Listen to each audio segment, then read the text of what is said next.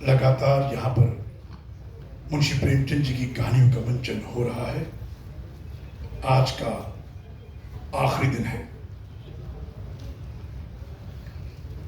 ये सवाल बार बार उठाया जाता है कि प्रेमचंद इतनी सारी भाषाओं में क्यों किए जा रहे हैं।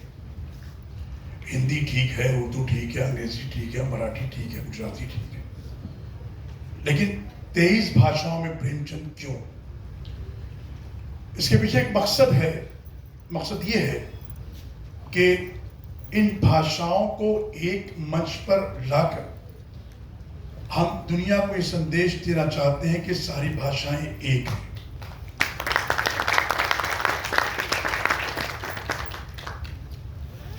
आज और 3 दिन पीछे जो 4 दिन यहां पर नाटक किए गए, उनमें कुछ कलाकार ऐसे हैं जो बिल्कुल उस भाषा को नहीं जानते जिस भाषा में वो काम कर रहे हैं। क्या बात।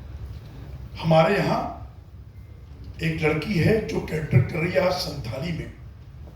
उसकी मातृभाषा तमिल है। तमिलनाडु कहां पर, संथाल परगना कहां पर। उस लड़की ने संथाली भाषा याद करके वो परफॉर्मेंस कर रही है आज सवा शेर गेहूं में।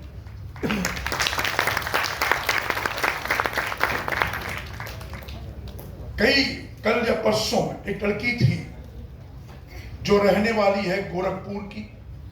उसकी मातृभाषा हिंदी है। उसने यहां पर कश्मीरी नाटक किया और तमिल प्ले में काम किया। अगर तमिल एक्टर तमिल परफॉर्म कर रहा है तो कोई बड़ी बात नहीं है, लेकिन अगर हिंदी बोलने वाला, हिंदी बेल्ट का एक्टर तमिल कर रहा है तो बड़ी बात है।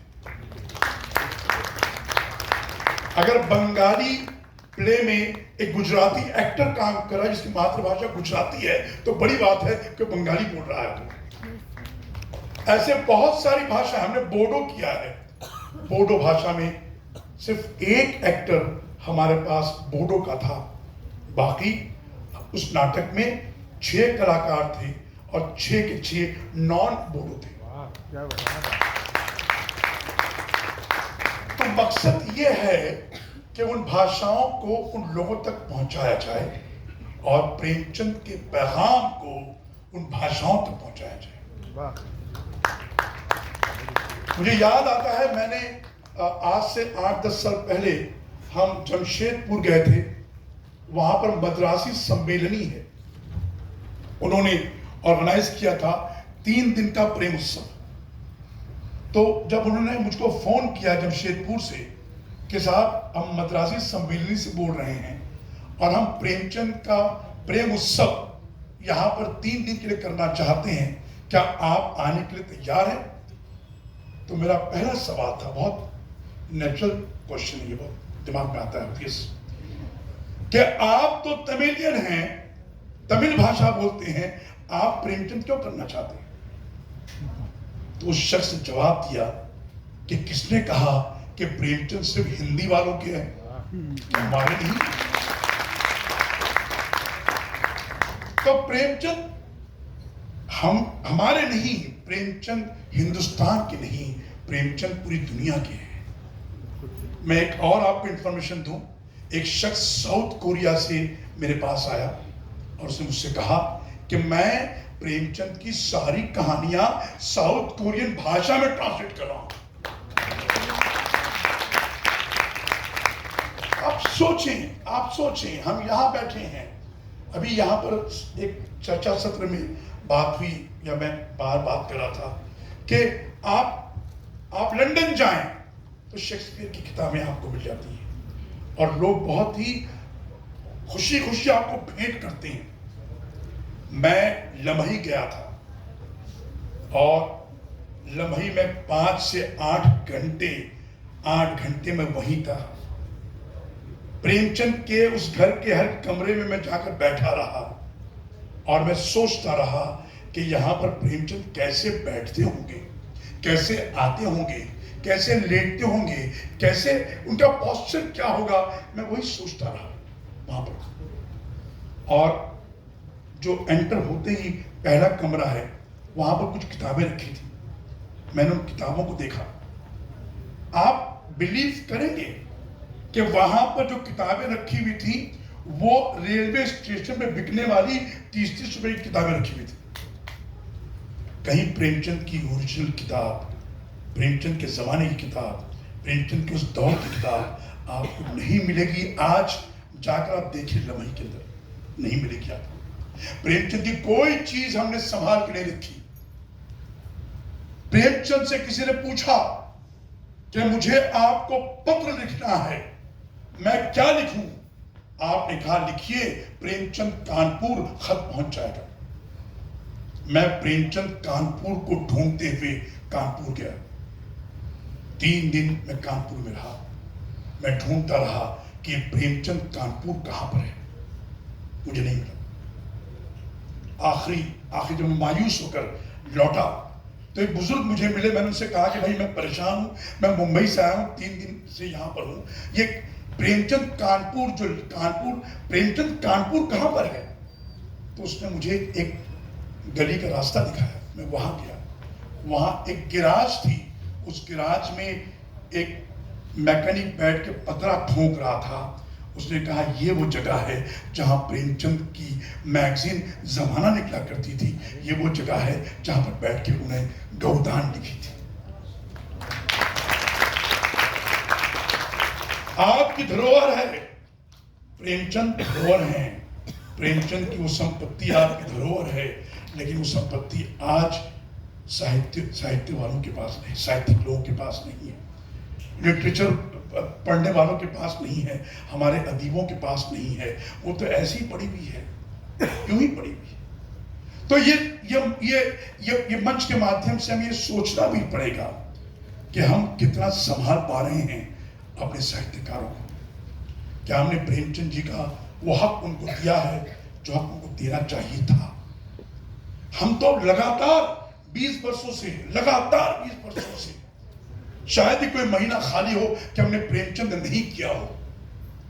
हम 2005 से मुसलसल लगातार मुंशी प्रेमचंद की कहानियों पे ड्रामे कर रहे हैं। हम रुके नहीं हैं, हम ठहरे नहीं हैं, हम लगातार कर रहे हैं। लेकिन समाज प्रेमचंद जी के लिए क्या कर रहा है? वो वर्ग जो पढ़ा लिखा वर्ग है, जो बुद्धिजीवी हैं, वो प्रेमचंद जी के लिए क्या कर रहे हैं?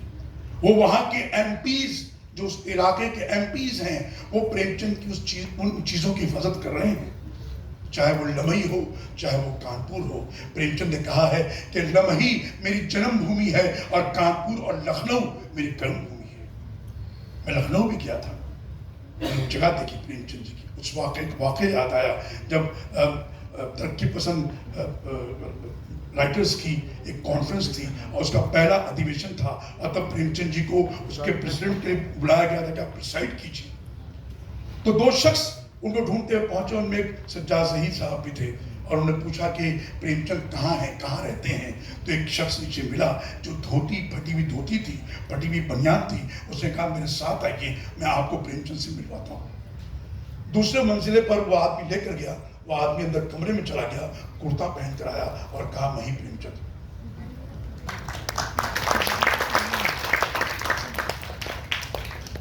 तो हम प्रेमचंद के पैगाम को, प्रेमचंद की बातों को लोगों तक पहुंचा रहे हैं।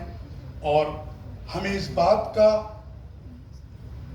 बिल्कुल, मतलब हम इस बात से मैं आपके सामने कन्फेस कर दूं कि हमें इस बात की कोई ख्वाहिश नहीं कि कोई हमारी तारीफ करे, कोई हमें सराहे।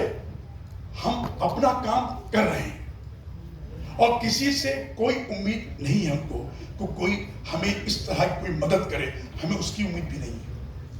हमने एक लक्ष्य बनाया हुआ है कि प्रेमचंद की कहानी को करना है और जन जन तक पहुंचाना है। उसके लिए क्या करना है, कैसे करना है। अभी मैं अविरल जी से बोल रहा था कि सर हम जोशी साहब से मैं बात कर रहा था कि पूछते हैं ना कि भाई कितना कमाया, हम कहते हैं पूछिए कितना गंवाया। तो हम गंवाने वालों में से हैं, हम कमाने वालों में से नहीं हैं। आइए आज की इस खूबसूरत शाम की शुरुआत करते हैं। प्रेमचंद की इन 23 कहानियों में ऐसी बहुत सी कहानियां हैं जिन्हें आपने पढ़ा नहीं है, हमने यहां पर मंचित की है। एक जो हमारे क्रिटिक्स हैं, नक्काद हैं, क्रिटिक्स ने हम सबको प्रेमचंद की 4-5 कहानियां घोट घोट की पिलाई हैं। उसमें कफन है, सवा सेर गेहूं है, ठाकुर का कुआं है, बड़े भाई साहब है, बड़े घर की बेटी है, बस बूढ़ी काकी है, ईदगाह है, इसके ऊपर मत जाइए। 10 कहानियां हैं, यही घूमते रहिए। यही प्रेमचंद है, लेकिन यही प्रेमचंद नहीं है। प्रेमचंद तो उसके बहुत दूर हैं, बहुत आगे हैं, बहुत ऊपर हैं। हमने कल एक प्रेमचंद की कहानी की है, ज्वालामुखी, 1913 की कहानी है, और वो कहानी पूरी दुनिया के लिए चैलेंज है। 1913 में एक राइटर कहानी लिखता है और कहता है कि एक ऐसी औरत है जो अपनी इच्छाओं को पूरा करने के लिए मर्दों को ज़ॉम्बी बनाती है। ज़ॉम्बीज पर 1980 में पहली फिल्म अंग्रेजी में बनी है, उसका नाम था इविल डेड। हमारे प्रेमचंद तो तब लिखे, तो हमारे राइटर्स ने, हमारे डायरेक्टर्स ने, हमारे प्रोड्यूसर ने वो कहानी क्यों नहीं पढ़ी? अगर हमने पढ़ी होती तो ज़ॉम्बीज पर वर्ल्ड में पहली फिल्म इंडिया में बनती। तो ये जो हमारे क्रिटिक्स हैं, ये सारा इनका किया कराया है। तो कभी आपको कोई क्रिटिक कहे कि आप 8-10 कहानी पढ़िए, तो उसको आप पकड़ लीजिए और कहिए कि इसके आगे बोलो क्या है। मैं यकीन से कहता हूं उसके आगे कहानी उसको पता नहीं होगी। उसने वो 8-10 कहानी अपने गुरु से सुनी है, उसके गुरु ने उसको यही बताया है। सारे गुरुओं की कहानी यही है, 8-10 कहानी। लेकिन उसके आगे जाएं और प्रेमचंद को आप पढ़ें, आपको प्रेमचंद अलग अलग मूड में नजर आएंगे। जो 23 कहानियां यहां पर पेश की गई हैं, 23 कहानियां 23 भाषाओं में, 23 जो बैकग्राउंड है, आपको लगेगा कि ये कहानी ओरिजिनल उसी बैकग्राउंड की कहानी। आज जो आप 6 कहानियां देखेंगे, उन 6 कहानियों में आप महसूस करेंगे कि इस कहानी को ओरिजिनली इसी भाषा में लिखा गया है।